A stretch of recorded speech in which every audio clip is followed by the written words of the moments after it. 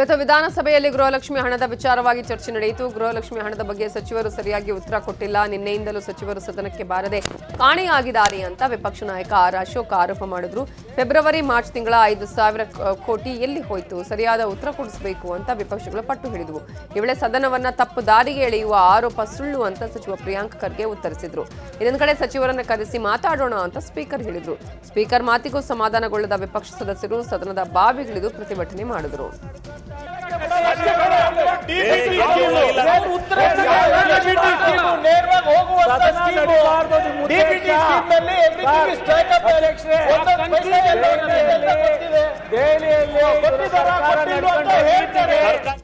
ಪ್ರತಿಪಕ್ಷದ ಪ್ರಶ್ನೆಗೆ ಉತ್ತರಿಸಿದ ಲಕ್ಷ್ಮೀ ಹೆಬ್ಬಾಳ್ಕರ್, ಮೊನ್ನೆ ಮಹೇಶ್ ತೆಂಗಿನಕಾಯಿ ಅವರು ಕೇಳಿದ ಪ್ರಶ್ನೆಗೆ ಸ್ಪಷ್ಟ ಉತ್ತರ ಕೊಟ್ಟಿದ್ದೇನೆ. ಅವತ್ತಿನ ಹೇಳಿಕೆಗೆ ಇವಾಗಲೂ ನಾನು ಬದ್ಧ. ಇಲ್ಲಿವರೆಗೆ 23 ಕಂತುಗಳನ್ನು ಕೊಟ್ಟಿದ್ದೇವೆ. ಸದನದ ಸದಸ್ಯರಿಗೆ ತಪ್ಪು ಮಾಹಿತಿ ಕೊಡೋದಾಗ್ಲಿ, ಸದನವನ್ನು ತಪ್ಪು ದಾರಿಗೆ ಎಳೆಯುವ ಕೆಲಸ ಮಾಡಿಲ್ಲ. 2 ತಿಂಗಳ ಹೆಚ್ಚು ಕಡಿಮೆ ಆಗಿದೆ, ಅದನ್ನು ಸರಿಪಡಿಸುವ ಕೆಲಸ ಮಾಡ್ತೀವಿ. ನನ್ನ ಮಾತಿಂದ ಯಾರಿಗಾದರೂ ಬೇಸರವಾದರೆ ವಿಷಾದ ವ್ಯಕ್ತಪಡಿಸ್ತೀನಿ ಅಂತ ಅವ್ರು ಹೇಳಿದ್ರು.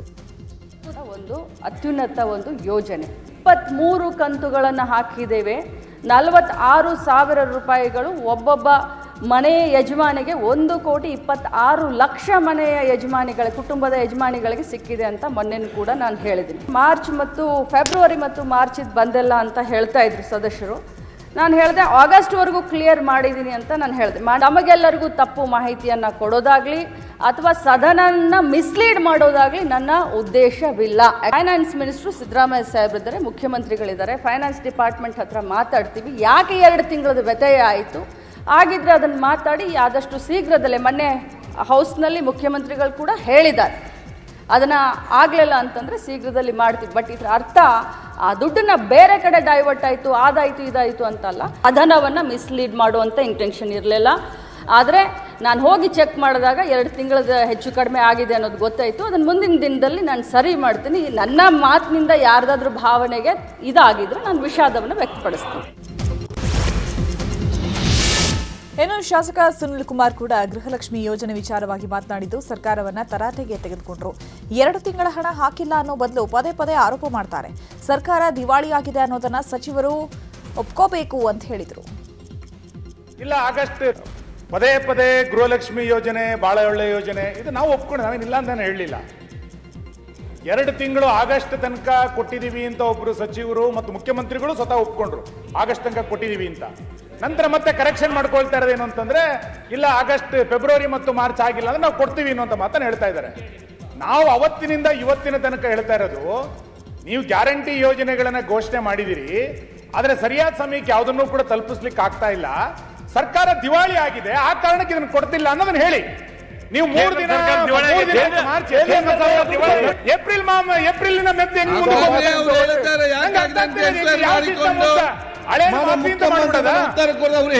ಒಪ್ಕೊಂಡ್ಬಿಡಿ ಅಷ್ಟೇ. ಗೃಹಲಕ್ಷ್ಮಿ ವಿಚಾರವಾಗಿ ವಿಪಕ್ಷದ ಪ್ರಶ್ನೆಗೆ ಡಿಸಿಎಂ ಡಿಕೆ ಶಿವಕುಮಾರ್ ಕೂಡ ಪ್ರತಿಕ್ರಿಯೆ ಕೊಟ್ಟಿದ್ದಾರೆ. ಸೆಪ್ಟೆಂಬರ್ವರೆಗೆ ಗೃಹಲಕ್ಷ್ಮಿ ಹಣ ಬಿಡುಗಡೆ ಮಾಡಲಾಗಿದೆ. ಈ ಬಗ್ಗೆ ಸಿಎಂ ಕೂಡ ಸ್ಪಷ್ಟನೆ ಕೊಟ್ಟಿದ್ದಾರೆ.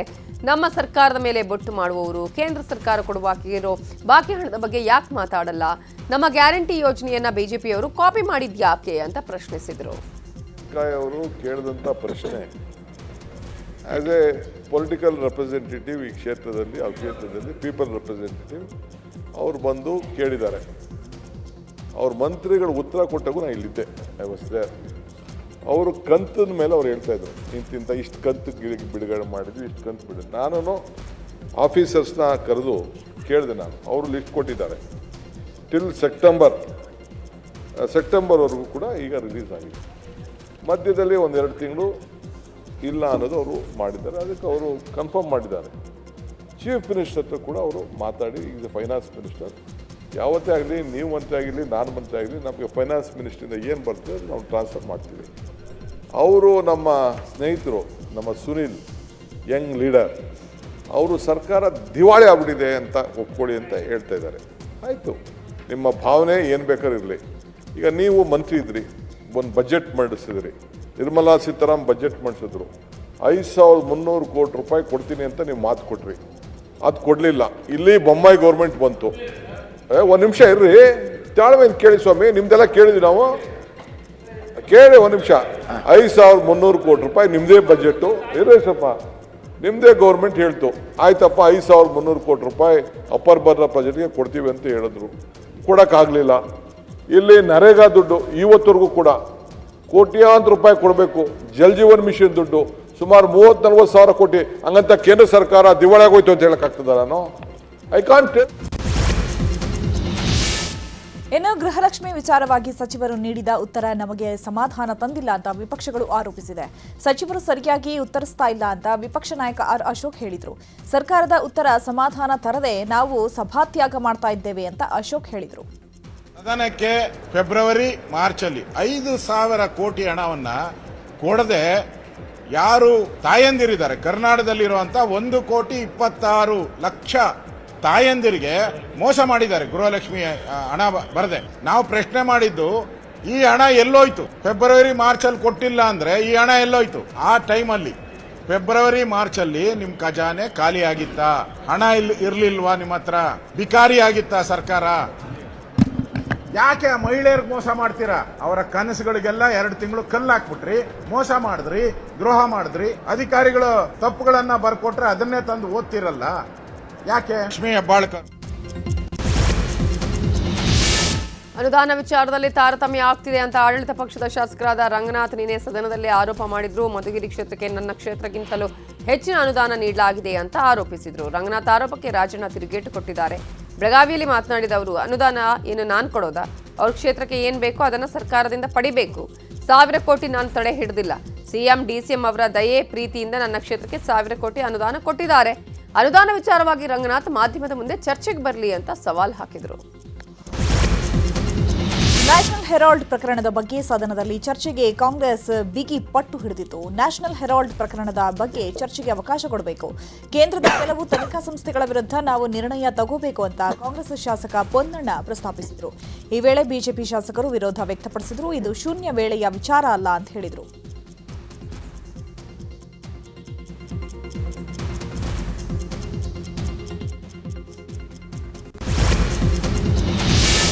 ಸಚಿವ ಕೃಷ್ಣ ಬೈರೇಗೌಡ ವಿರುದ್ಧ ಗಂಭೀರ ಆರೋಪ ಕೇಳಿ ಬಂದಿದೆ. ಕೋಟಿ ಕೋಟಿ ಬೆಲೆ ಬಾಳೋ 21 ಎಕರೆ ಸರ್ಕಾರಿ ಭೂಮಿಯನ್ನ ಕೃಷ್ಣ ಬೈರೇಗೌಡರು ಕಬಳಿಸಿದ್ದಾರೆ ಎನ್ನಲಾಗಿದೆ. ಕೋಲಾರ ಜಿಲ್ಲೆಯ ನರಸಾಪುರದ ಗರುಡನಪಾಳ್ಯದಲ್ಲಿ ಜಮೀನು ಕಬಳಿಕೆ ಮಾಡಿದ್ದಾರೆ ಅಂತ ಬಿಜೆಪಿ ನಾಯಕರು ಆರೋಪಿಸಿದ್ದಾರೆ.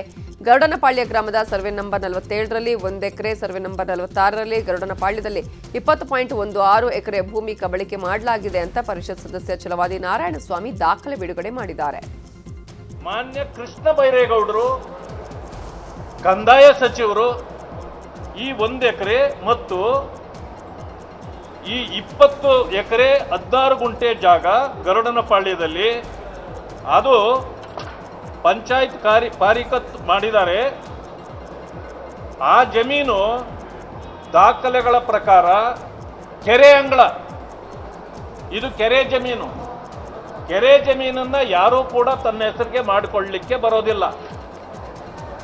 ಇದನ್ನ ನೋಡಿ, ಅವರ ಹೆಸರಿನಲ್ಲೇ ಮಾನ್ಯ ಕೃಷ್ಣ ಬೈರೇಗೌಡ ಬಿನ್ late C Byregowda 47 survey number 1 ಎಕರೆ ಭೂಮಿ 20 ಎಕರೆ 16 ಗುಂಟೆ ಅವರದೇ ಹೆಸರಿನಲ್ಲಿ ಕೃಷ್ಣ ಬೈರೇಗೌಡ ಬಿನ್ ಲೇಟ್ ಸಿ ಬೈರೇಗೌಡ ಇದನ್ನ 20 ಎಕರೆ 16 ಗುಂಟೆ ಅಂತಕ್ಕಂಥದ್ದು ಇಲ್ಲಿದೆ. ಆದರೆ ಇದು ಯಾವ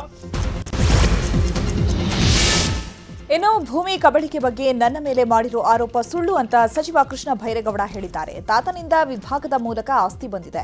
ಲೋಕಾಯುಕ್ತಕ್ಕೆ ಬೇರೆ ತನಿಖಾ ಸಂಸ್ಥೆಗಳಿಗೂ ದೂರು ಕೊಡ್ಲಿ, ನಾನು ಎಲ್ಲಾ ವಿಚಾರಣೆಗೂ ಸಿದ್ಧ ಅಂತ ಹೇಳಿದರು. ಇದು ಪಿತ್ರಾರ್ಜಿತ ಆಸ್ತಿ. ಇದು ಯಾವುದೋ ಕಾಲದಿಂದ ನಮಗೆ ಬಂದಿರೋದು. ನಮ್ಮ ತಾತ ಅವರು ಖರೀದಿ ಮಾಡಿ ಅವರಿಂದ ನಮಗೆ ಭಾಗವಾಗಿ ಬಂದಿರತಕ್ಕಂಥ ಜಮೀನು.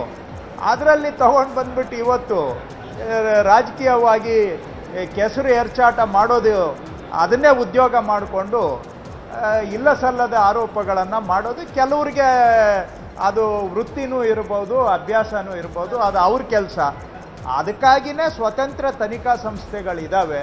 ತನಿಖೆ ಮಾಡಲಿ, ಕಾನೂನು ಪ್ರಕಾರ ನಾನು ನಡ್ಕೋಬೇಕು, ಮತ್ತೊಬ್ಬರು ನಡ್ಕೋಬೇಕು. ಅದಕ್ಕೆ ನಾವು ತಲೆ ಬಾಗ್ತೇವೆ. ಕಾವೇರಿ ಆನ್ಲೈನ್ ಸರ್ವಿಸ್ ಪ್ರಾರಂಭವಾದ ಬಳಿಕ ನೋಂದಣಿ ಪ್ರಕ್ರಿಯೆ ವಿಳಂಬವಾಗಿದೆ ಅಂತ ಪರಿಷತ್ ಸದಸ್ಯ ಅರುಣ್ ಪ್ರಸ್ತಾಪ ಮಾಡಿದ್ರು. ಸರ್ವರ್ ಸಮಸ್ಯೆ ಅಂತಾರೆ. ಸರ್ವರ್ ಕೆಪಾಸಿಟಿ ಹೆಚ್ಚಿಸಿ ಅಂತ ಅರುಣ್ ಮನವಿ ಮಾಡಿದ್ರು. ಇದಕ್ಕೆ ಉತ್ತರ ಕೊಟ್ಟಿರೋ ಕಂದಾಯ ಸಚಿವ ಕೃಷ್ಣ ಭೈರೇಗೌಡರು, ಈ ಹಿಂದೆ ಆಧಾರ್, ಪಾನ್, ಪಾಸ್ಪೋರ್ಟ್ ಯಾವುದಾದ್ರೂ ಒಂದು ಕೊಟ್ಟು ವೆರಿಫೈ ಮಾಡಿಸ್ಕೋಬಹುದಿತ್ತು. ಆದರೆ ನಕಲು ತಡೆಗಟ್ಟೋದಕ್ಕೆ ಬಯೋಮೆಟ್ರಿಕ್ ಕಡ್ಡಾಯ ಮಾಡಲಾಗಿದೆ. ಕೆಲವರಿಗೆ ಇದು ಸಮಸ್ಯೆ ಆಗಿದೆ. ಎಲ್ಲಾ ಮಾಲೀಕತ್ವಕ್ಕೆ ಆಧಾರ್ ಇಂಟಿಗ್ರೇಟೆಡ್ ಮಾಡಬೇಕಿದೆ. ಲೋಪವನ್ನು ನಾವು ಸರಿಪಡಿಸುತ್ತಿದ್ದೇವೆ ಅಂತ ಹೇಳಿದರು. ಶಾಲೆಗೆ ಶೌಚಾಲಯ ಕಟ್ಟಿಸ್ಕೊಡಿ ಅಂತ ಶಿಕ್ಷಣ ಸಚಿವರನ್ನ ಕೇಳಲು ಹೋದವರನ್ನೇ ಸಚಿವರು ಅಪಮಾನಿಸಿದ್ರು ಅನ್ನೋ ಆರೋಪ ಕೇಳಿಬಂದಿದೆ. ರೈತ ಪ್ರತಿನಿಧಿಗಳಿಗೆ ಶಿಕ್ಷಣ ಸಚಿವ ಮಧು ಬಂಗಾರಪ್ಪ ಅಪಮಾನಿಸಿದ್ರು ಎನ್ನಲಾಗಿದೆ. ಈ ಬಗ್ಗೆ ಬೆಳಗಾವಿ ಸುವರ್ಣಸೌಧದಲ್ಲಿರುವ ಶಿಕ್ಷಣ ಸಚಿವರ ಕೊಠಡಿ ಬಳಿ ಗಲಾಟೆ ನಡೆದಿದೆ. ವಿಧಾನಸೌಧದ ಪಡಸಾಲೆಯಲ್ಲಿ ಕುಳಿತು ರೈತರು ಆಕ್ರೋಶವನ್ನು ವ್ಯಕ್ತಪಡಿಸಿದ್ದಾರೆ. ಮೊಟ್ಟೆಯಲ್ಲಿ ಕ್ಯಾನ್ಸರ್ ಕಾರಕ ಅಂಶ ಪತ್ತೆಯಾಗಿತ್ತು ಅನ್ನೋ ಆರೋಪ ಕೇಳಿಬಂದಿತ್ತು. ಇದರ ಬಗ್ಗೆ ಆರೋಗ್ಯ ಸಚಿವ ದಿನೇಶ್ ಗುಂಡೂರಾವ್ ಪ್ರತಿಕ್ರಿಯೆ ಕೊಟ್ಟಿದ್ದಾರೆ. ಮೊಟ್ಟೆಯಲ್ಲಿ ಕ್ಯಾನ್ಸರ್ ಕಾರಕ ಅಂಶಗಳ ಬಗ್ಗೆ ಕೇಂದ್ರ ಸರ್ಕಾರ ಕೂಡ ವರದಿ ಕಳುಹಿಸಿದೆ. ಯಾರು ಆತಂಕ ಪಡೋ ಅಗತ್ಯ ಇಲ್ಲ. ಸೋಮವಾರ ಸ್ಯಾಂಪಲ್ ಟೆಸ್ಟ್ ರಿಪೋರ್ಟ್ ಬರಬಹುದು. ರಿಪೋರ್ಟ್ ಬಂದ ಮೇಲೆ ಅದರ ಮಾಹಿತಿ ತಿಳಿಸ್ತೇನೆ ಅಂತ ದಿನೇಶ್ ಗುಂಡೂರಾವ್ ಹೇಳಿದರು. ಪಡುವಂಥದ್ದು ಏನಿಲ್ಲ ಅಂತ ನಾನು ಹೇಳೋದಕ್ಕೆ ಮತ್ತೊಮ್ಮೆ ಬಯಸ್ತಾ ಇದ್ದೀನಿ. ಆ ಒಂದು ಕಂಪನಿ ಯಾಕಂದರೆ ಹೋದ ವರ್ಷ ನಾನು ಆಗಲೇ ಹೇಳಿದೆ, ಹೋದ ವರ್ಷ ನಾನು ಮಾಡಿಸಿದ್ದೆ. ಆವಾಗ ನಮಗೆ 224 223 ಸ್ಯಾಂಪಲ್ಗಳು ಚೆನ್ನಾಗಿದೆ ಅಂತಲೇ ಬಂದಿತ್ತು ಮೊಟ್ಟೆಗಳದು. ಈ ಸಲ ಮತ್ತೆ ತೊಗೊಂಡಿದ್ದೀವಿ ಸ್ಯಾಂಪಲ್ಸು. ರಿಸಲ್ಟ್ ಬಂದಮೇಲೆ ಹೇಳ್ತೀನಿ. ಮತ್ತು ಕೇಂದ್ರ ಸರ್ಕಾರದ ಫುಡ್ ಸೇಫ್ಟಿ ಡಿಪಾರ್ಟ್ಮೆಂಟು ಅವರು ಕೂಡ ದೇಶದಲ್ಲಿ ಅವರು ಬೇರೆ ಬೇರೆ ಕಡೆ ಅದನ್ನು ಅವರು ತಪಾಸಣೆ ಮಾಡಿಸ್ತಾರೆ. ಚಿನ್ನ ಅಡವಿಟ್ಕೊಂಡು ಬ್ಯಾಂಕ್ ಸಿಬ್ಬಂದಿ ಮೋಸ ಮಾಡಿದ್ದಾರೆ ಅನ್ನೋ ಆರೋಪ ಕೇಳಿಬಂದಿದೆ. ಮೈಸೂರಿನ ಹೆನಕಲ್ನಲ್ಲಿ ಕೆನರಾ ಬ್ಯಾಂಕ್ನಲ್ಲಿ ವಂಚನೆ ಎಸಗಿದ್ದಾರೆ ಅನ್ನೋ ಆರೋಪ ಕೇಳಿಬಂದಿದೆ. ತೂಕದಲ್ಲಿ ಮೋಸ ಮಾಡಿ ಸಿಬ್ಬಂದಿ ವಂಚಿಸಿದ್ದಾರಂತೆ.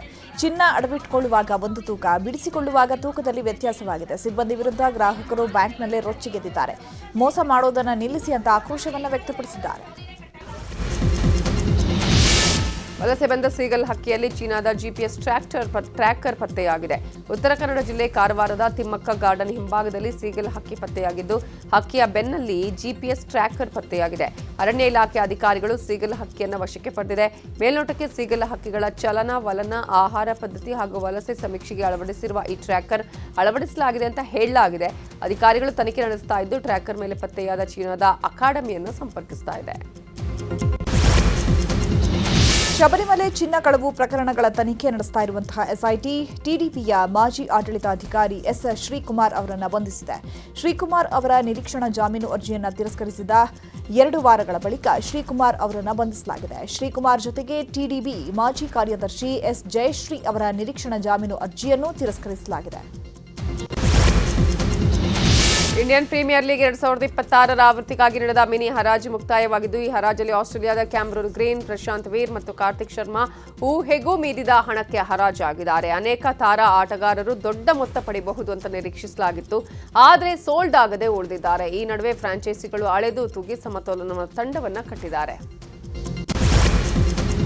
ಫುಟ್ಬಾಲ್ ದಂತಕತೆ ಮೆಸ್ಸಿ ಭಾರತಕ್ಕೆ ಆಗಮಿಸಿದ್ರು. ನಿನ್ನೆ ದೆಹಲಿಯಲ್ಲಿ ನಡೆದ ಕಾರ್ಯಕ್ರಮದಲ್ಲಿ ಮೆಸ್ಸಿ ಪಾಲ್ಗೊಂಡಿದ್ರು. ಇವತ್ತು ಅರ್ಜೆಂಟೀನಾಗೆ ವಾಪಸ್ಸಾಗಿದ್ದಾರೆ. ಭಾರತದ ಪ್ರವಾಸದ ಕುರಿತ ತಮ್ಮ ಅನುಭವವನ್ನು ಶೇರ್ ಮಾಡಿಕೊಂಡಿದ್ದಾರೆ. ಈ ಸಂಬಂಧ ಇನ್ಸ್ಟಾಗ್ರಾಂನಲ್ಲಿ ವಿಡಿಯೋ ಹಂಚಿಕೊಂಡಿದ್ದು, ಭಾರತದಲ್ಲಿ ಫುಟ್ಬಾಲ್ ಪಂದ್ಯಕ್ಕೆ ಉಜ್ವಲ ಭವಿಷ್ಯ ಇದೆ. ಪ್ರವಾಸದಲ್ಲಿ ಅತ್ಯುತ್ತಮ ಆತಿಥ್ಯ ನೀಡಿದ್ದಕ್ಕಾಗಿ ಭಾರತಕ್ಕೆ ಧನ್ಯವಾದ ಅಂತ ಬರೆದುಕೊಂಡಿದ್ದಾರೆ. ಅಮೆರಿಕ ಅಧ್ಯಕ್ಷ ಡೊನಾಲ್ಡ್ ಟ್ರಂಪ್ 30 ದೇಶಗಳಿಗೆ ಪ್ರವಾಸ ನಿಷೇಧ ಪಟ್ಟಿಯನ್ನು ಪ್ರಕಟಿಸಿದ್ದಾರೆ.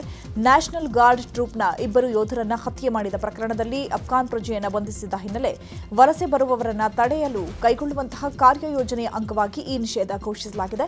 ಒಟ್ಟು 12 ದೇಶಗಳ ಪ್ರಜೆಗಳು ಅಮೆರಿಕಾಗೆ ಭೇಟಿ ನೀಡುವುದನ್ನು ನಿಷೇಧಿಸಲಾಗಿದ್ದು, ಇತರ 7 ದೇಶಗಳ ನಾಗರಿಕರು ನಿರ್ಬಂಧಗಳನ್ನು ಎದುರಿಸಬೇಕಾಗುತ್ತೆ. ಒಟ್ಟಾರೆ 30ಕ್ಕೂ ಹೆಚ್ಚು ದೇಶಗಳಿಗೆ ಪ್ರಯಾಣ ನಿಷೇಧವನ್ನು ಅಮೆರಿಕ ವಿಸ್ತರಿಸಿದೆ.